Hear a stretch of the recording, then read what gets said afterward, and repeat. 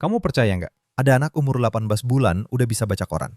Umur 3 tahun dia nulis surat ke toko mainan buat beliin hadiah untuk dirinya sendiri. Umur 5 tahun nulis puisi dalam bahasa Prancis. Dan umur 11 tahun ngajar matematika di Harvard. Nama anak itu William James Sidis. IQ-nya diperkirakan antara 250 sampai 300. Bahkan lebih tinggi dari Einstein, Newton, atau Hawking. William lahir tahun 1898 di New York dari keluarga imigran Yahudi asal Ukraina. Orang tua William tuh jenius semua. Ayahnya psikiater lulusan Harvard dan ibunya dokter. Tapi yang mengejutkan, William nggak dibesarkan dengan cinta, tapi dijadikan semacam proyek eksperimen kecerdasan. Sejak bayi, dia diperlakukan seperti orang dewasa. Belajar bahasa asing, matematika tingkat tinggi, bahkan bikin bahasa ciptaan sendiri yang dia sebut Vandergood. Umur 9 tahun, William lulus ujian masuk Harvard, tapi dia baru boleh ikut kuliah di usia 11 tahun. Dan waktu itu dia udah ngajar tentang benda 4 dimensi di hadapan para profesor top. Keren? Iya, tapi juga menyedihkan. William jadi sasaran media, hidupnya dipantau kayak selebriti. Dia makin tertutup, gak punya teman, dan jadi anak yang penyendiri. Setelah lulus, William sempat ngajar, tapi muridnya gak respect karena dia masih muda banget. Akhirnya dia memilih mundur dari dunia akademik. Pindah-pindah kerja kecil, nyamar nulis buku pakai nama samaran. Dia bahkan bilang, melihat rumus matematika aja bikin saya sakit secara fisik. Tahun 1937, media berhasil menjebak dia lagi. Artikel yang keluar menggambarkan dia sebagai jenius gagal yang hidup menyedihkan. William mengamuk dan menuntut media, dan ini jadi gugatan privasi pertama di Amerika Serikat. Tapi dia kalah. Tahun 1944, dia meninggal dunia, sendirian, miskin, dan nyaris dilupakan. Usianya 46 tahun. William bukan gagal karena IQ-nya rendah, tapi karena dunia nggak tahu cara memperlakukan orang secerdas dirinya. Jadi, apa gunanya jadi jenius kalau dunia nggak membiarkanmu jadi manusia? Kita sering dengar istilah Mozart of Man. Julukan itu bukan cuma pujian kosong. Itu disematkan pada seorang pria luar biasa bernama Terence Tao. Pria kelahiran 1975 di Adelaide, Australia. Ini diperkirakan memiliki IQ antara 225 sampai dengan 230. Salah satu yang tertinggi dalam sejarah manusia modern. Orang tua Tao adalah imigran dari Hong Kong. Ayahnya seorang dokter, ibunya guru matematika dan fisika.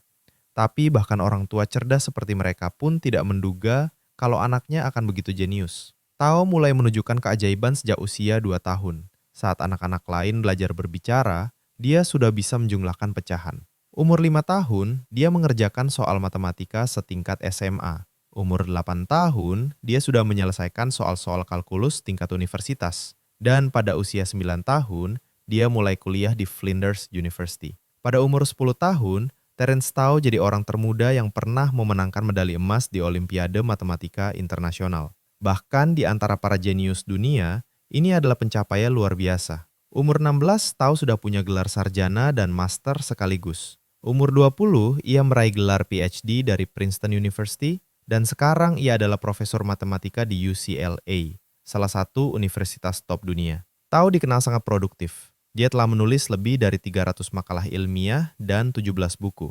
Dia bekerja di bidang matematika yang sangat abstrak, dari teori bilangan, aljabar, analisis harmonik, sampai matematika diskret. Tapi yang lebih mengesankan, dia juga rendah hati dan sangat sopan. Meski punya IQ setinggi langit, Tao dikenal sangat sederhana. Ia sering bilang bahwa keberhasilannya bukan karena otak semata, tapi karena kerja keras, disiplin, dan rasa ingin tahu yang terus menyala.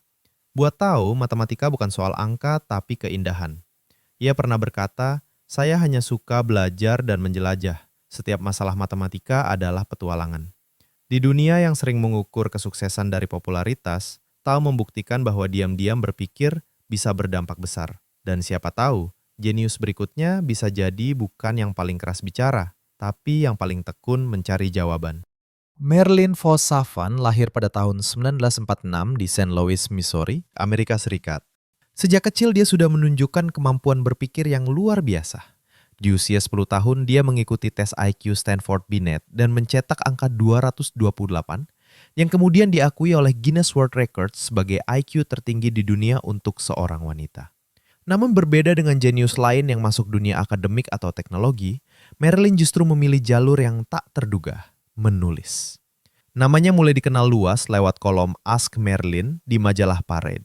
Di sana ia menjawab pertanyaan-pertanyaan logika dan teka-teki matematika dari pembaca umum. Salah satu kasus terkenalnya adalah Monty Hall Problem, sebuah teka-teki probabilitas yang membuat banyak ilmuwan, bahkan profesor, keliru. Marilyn menjawab teka-teki itu dengan benar, tapi ribuan profesor dan ilmuwan tidak setuju. Ia menerima lebih dari 10.000 surat protes. Tapi setelah dianalisis ulang, ternyata Marilyn memang yang paling benar. Ia juga dikenal sebagai pemikir rasional, pembicara publik, dan penulis buku tentang logika dan kecerdasan. Marilyn membuktikan bahwa kecerdasan tidak harus eksklusif di laboratorium. Ia bisa menginspirasi masyarakat luas lewat komunikasi yang sederhana dan jelas. Christopher Hirata, IQ 225. Sejak kecil, Christopher Hirata sudah menunjukkan tanda-tanda jenius sejati. Di usia 12, ia memenangkan medali emas di Olimpiade Fisika Internasional. Hanya 2 tahun kemudian, di usia 14 tahun, ia direkrut NASA untuk membantu proyek kolonisasi Mars. Saat remaja lain sibuk sekolah, Christopher sudah terlibat dalam riset luar angkasa. Umur 18 tahun, ia kuliah di Caltech dan mendalami fisika teoretis. Kini ia dikenal sebagai salah satu otak terbrilian di bidangnya, membuktikan bahwa kejeniusannya bukan sekedar angka IQ, tapi juga kontribusi nyata untuk ilmu pengetahuan. Kim Ung-yong, IQ 210. Kim Ung-yong adalah anak ajaib asal Korea Selatan yang dikenal dunia karena kejeniusannya sejak dini. Di usia 4 tahun ia sudah mampu membaca 4 bahasa, Korea, Jepang, Inggris, dan Jerman. Umur 8 ia sudah kuliah di Universitas Hanyang dan tak lama kemudian diundang NASA ke Amerika untuk bekerja sebagai peneliti. Selama bertahun-tahun ia menjadi bagian dari proyek ilmiah besar. Namun, di usia 30-an ia mengejutkan dunia. Kim memilih pulang ke Korea, meninggalkan karir luar biasa demi hidup yang lebih sederhana dan damai. Keputusan itu menjadi simbol bahwa kebahagiaan tidak selalu ditentukan oleh prestasi dunia, tapi oleh kedamaian batin. Stephen Hawking, IQ 160. Stephen Hawking adalah fisikawan teoretis legendaris asal Inggris yang dikenal bukan hanya karena kejeniusannya, tapi juga karena semangat juangnya. Di usia 21 tahun, ia divonis mengidap ALS, penyakit saraf yang membuat tubuhnya lumpuh hampir total. Dokter memprediksi ia hanya akan hidup 2 tahun lagi. Tapi Hawking membuktikan sebaliknya. Dengan kursi roda dan alat bantu bicara, ia tetap menulis buku-buku penting, seperti A Brief History of Time yang menjelaskan alam semesta kepada jutaan orang. Albert Einstein dikenal sebagai salah satu ilmuwan paling jenius sepanjang masa. Ia lahir di Jerman tahun 1879 dan sejak kecil sering dianggap berbeda. Bahkan ia baru bisa bicara di usia 4 tahun. Tapi siapa sangka, justru di balik keheningannya, pikirannya penuh pertanyaan besar tentang dunia. Einstein terkenal lewat teori relativitas yang menjelaskan bahwa waktu dan ruang bisa berubah tergantung kecepatan dan gravitasi. Teori ini mengubah cara kita melihat alam semesta. Namun menariknya, Nobel Fisika tahun 1921 yang ia menangkan bukan untuk teori relativitas, tapi untuk penemuannya tentang efek fotolistrik yang menjadi dasar teknologi panel surya dan kamera digital saat ini. Meski IQ-nya diperkirakan 160 sampai dengan 190, Einstein sendiri tidak terlalu peduli dengan angka. Ia percaya bahwa imajinasi dan rasa ingin tahu lebih penting daripada kecerdasan itu sendiri. Selain ilmuwan, Einstein juga seorang aktivis perdamaian dan penulis. Di akhir hidupnya, ia tinggal di Amerika Serikat dan menolak membuat senjata nuklir, meskipun pemikirannya pernah digunakan dalam pengembangannya. Einstein adalah bukti nyata bahwa satu ide dari satu orang bisa mengubah dunia. Jadi, punya IQ tinggi itu luar biasa. Tapi bukan itu satu-satunya kunci sukses atau kebahagiaan. Banyak dari mereka justru kesepian, tertekan, bahkan merasa nggak dimengerti. Yang penting bukan seberapa tinggi IQ-mu, tapi seberapa bijak kamu menggunakannya untuk kebaikan.